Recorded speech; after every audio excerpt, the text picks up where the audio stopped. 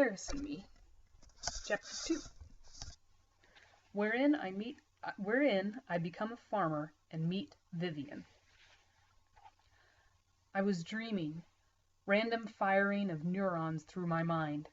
Something about a fish, and then a neuron shot through it, and it became a girl holding a fish, and she was smiling at me, beckoning to me with the fish in an inviting way. But there was a thumping, something thumping, jerking, shaking, and I was awake. It was completely dark, pitch black in the room, and for a few seconds I couldn't remember where I was. Then a faint light coming through the window revealed the walls, the bed, and standing over me the figure of Harris. "Come on, wake up!" I looked out the window. "It's still night." "Doesn't matter. The grown-ups have been coughing for 15 minutes. Get your butt out of there or Louie will get all the pancakes." Louie? Harris had turned back to his bunk and in one motion jumped into his bib overalls, hooked the suspenders. As previously, the bibs were his only clothing. "Who's Louie?" "He's just Louie. He's an old bugger who lives here and works. You would have met him last night, 'cept he took the tractor to town to the beer hall. He came in during the night." I remembered the night before now. I'd been given a plate of food because they'd already eaten supper, and I picked at it in the hissing light of an overhead Coleman lantern without thinking or saying much, while Glennis and Claire messed over the sink and stove. Then it was dark and we'd gone to bed. I'd tossed a bit but finally went to sleep, and I now recalled being slightly awakened by the sound of a loud motor coming down the driveway while I slept, a flare of lights past the window, and then nothing. Harris came to my bed and jerked the covers back. "Get up!" With that he disappeared out the door, and I heard his feet slapping down the stairs. I tried to close my eyes and go back to sleep. It was black dark outside the window, and everything in me needed sleep. But another pang was there as well, hunger. I hadn't eaten much the night before, and then there was the curiosity as to who/what Louie was, and I rolled out and put my feet on the floor. It only took a moment to shuck into my jeans and pull a t-shirt on, lace up my tennis shoes, and head downstairs, rubbing one hand on the wall to guide my way. But by the time I came out into the kitchen, the table in the dining area was set, and everybody was getting ready to eat. As with the previous night, the only light was from a Coleman lantern hanging by a wire from the ceiling. It sighed and burbled away, throwing a flat white glare on the table. Glennis and Claire were at the wood-burning cook-stove, turning pancakes. Newt and Harris were sitting at the table. Newt was drinking coffee from a mug, wrapping the cup in a hand that could have provided shade, staring at the table with a glazed, early-morning look on his face. Harris sat straight up, a fork in one hand, his eyes riveted on an empty spot on the table, his body half shaking. At the end of the table sat an old man in a wool coat, though it was summer and hot in the kitchen from the wood stove on which the pancakes were cooking. A man so incredibly dirty that it was hard to find a patch of skin on his face or neck not covered with soil or grease. He wore a matted beard, stuck with bits of dirt and sawdust and what looked like, and I found later to be, dried manure and dribbled spit and tobacco juice. All this around two piercingly blue gun-barrel eyes and a toothless mouth. Louie. I had seen bums in the city looking better, and tried not to stare as I moved toward the table. Nobody spoke, just nodded and watched the pancakes cooking, and as I sat, Louie took a metal can of log cabin syrup and poured it a quarter-inch deep in a big puddle on his bare plate. Then he sat forward, as Harris was sitting, and watched the blank spot on the table with a fork in his hand. There were 2 empty chairs, and I stood for a moment until Glennis motioned to me. "Sit, there by Harris." I slid in next to Harris and assumed the other chair was for either Glennis or Claire. It didn't matter because neither of them sat, nor did I ever see them sit to a meal while I was there. Claire cooked, stood over the stove and cooked, and Glennis carried the food to the table. I know they must have eaten, but I never saw them sit down and eat. Harris ignored me, kept sitting with the fork in his hand, staring at the middle of the table so that I wondered if he was in some kind of trance, perhaps not fully awake yet. Sleepwalking. God knows I was having trouble keeping my eyes open. There wasn't a clock anywhere, but it felt like it couldn't be much after midnight, and I figured at the rate things were going I'd be ready to go back to bed about 10 o'clock in the morning. I noted Harris grow even more tense next to me and looked up to see Glennis coming with a stack of pancakes on the plate.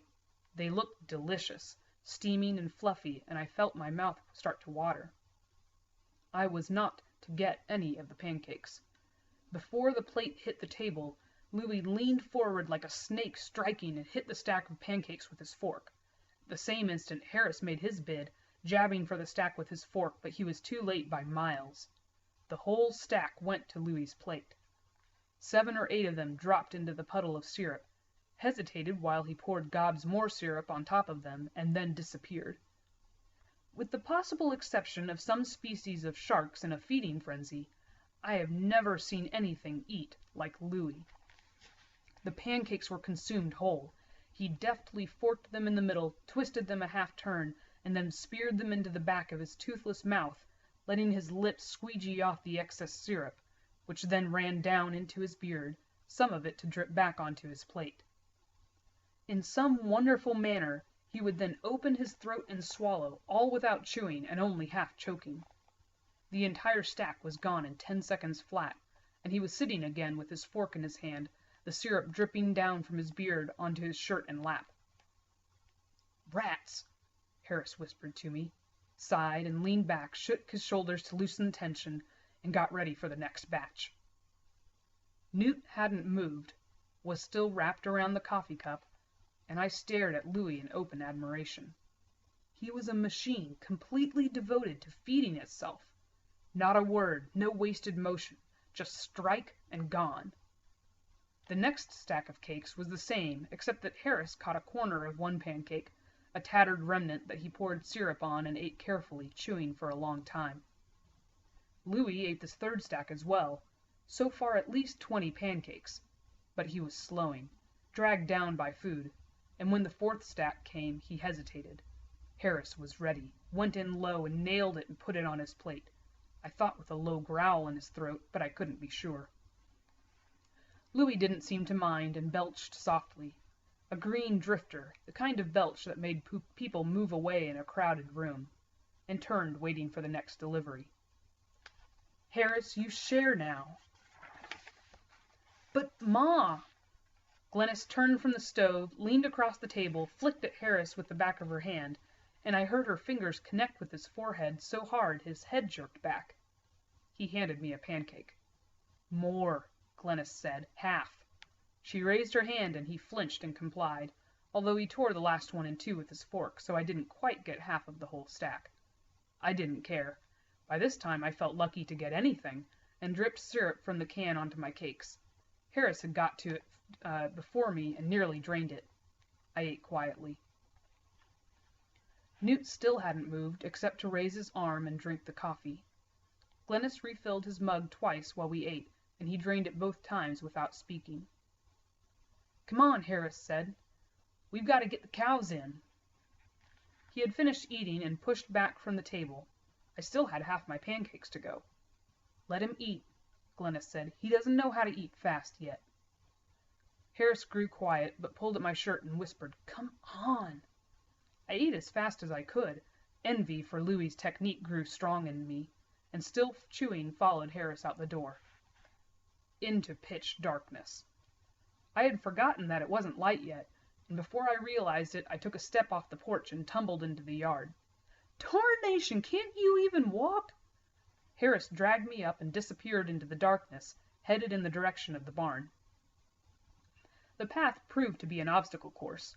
I tripped on a board lying on the ground, took a header over the yard gate, bounced off a granary wall, walked full on into a tractor, and finally arrived at the barn because Harris had taken pity on me and had at last led me by the hand.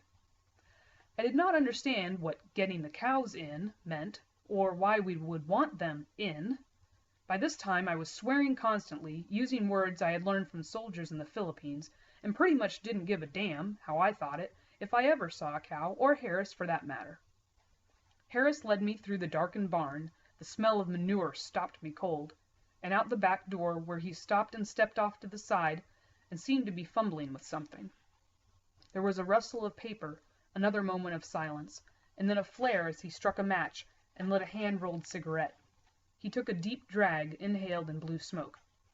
"A man likes a good smoke after he eats. You want one?" In the glow from the cigarette he held out a cloth sack of Bull Durham with wheat straw papers on the side. I had never rolled a cigarette before, had only tried smoking once, without inhaling, with my mother's cork-tipped old golds, but I wasn't about to admit it to Harris. "Sure, give me one." He had to light 4 matches to give me enough light to see, but I at last got one rolled, a pitiful, lumpy-looking thing that threatened to fall apart. He lit the end of it with the flare from the 4th match, and, not to be outdone, I took a deep drag, as he had done, and inhaled. The effects were immediate and spectacular. The smoke went halfway down, I gagged, choked, and instantly lost all the pancakes I had eaten in a spray that nearly covered Harris. He jumped back. "You don't know nothin', do you?" In back of the barn was a quagmire of manure and urine, chewed into a perpetual muck by the cows, and I dropped the cigarette into this mess and leaned against the barn wall, vomiting. Harris retrieved the cigarette, brushed the burning end off, and put the remaining tobacco back in the sack. "This is hard to come by. I had to steal it from Louie, and he's got eyes like a hawk. Come on, let's go get the cows." He moved off in the darkness, walking barefoot across the center of the mud and manure, and I followed without thinking. In 2 steps I was in over my tennis shoes. I jumped back, cow-crap to my knees, and tried to go around. Harris was out of sight in the darkness, and I hurried to catch him, still dry-heaving at 5-second intervals. There was the faintest gray light in the east by this time, and as I came around the side of the mucky area, I made out a living form in front of me. "Wait a minute. I don't know where—" I was hit directly in the groin with such force that it lifted me off the ground, doubling me. I grasped for the injured area as I started down, vaguely sensing that I was about to start puking again, and then something slammed into the top of my head, and my world ended in an explosion of white light.